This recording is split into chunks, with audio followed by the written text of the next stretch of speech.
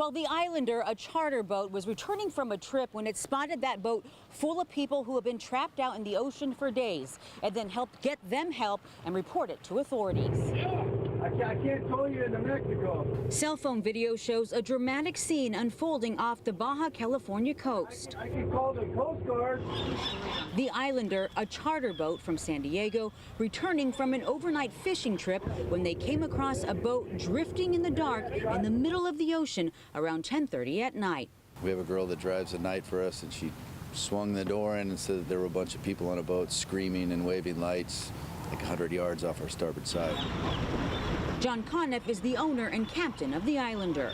In these waters, you don't necessarily want to stop every time you see somebody on a boat, but we could tell it was people that needed help, so we came over and gave them assistance.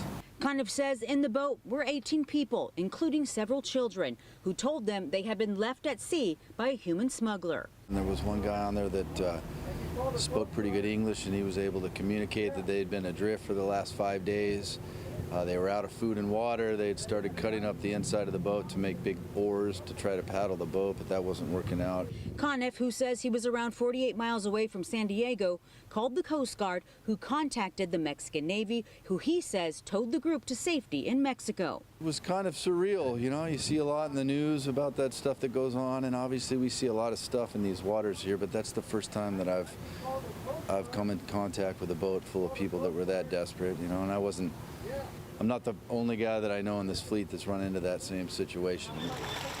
And while mariners, he says, do see a lot in the open ocean, seeing this side of humanity, people in such desperate need, it really struck a chord with him. Politics aside, when there's 18 people stuck in the middle of the ocean, you're going to do whatever you can to help them out. And again, we were told that the people were given to the Mexican Navy to be taken to Mexico since the incident happened in Mexican waters, so we weren't able to confirm a lot of information with U.S. authorities.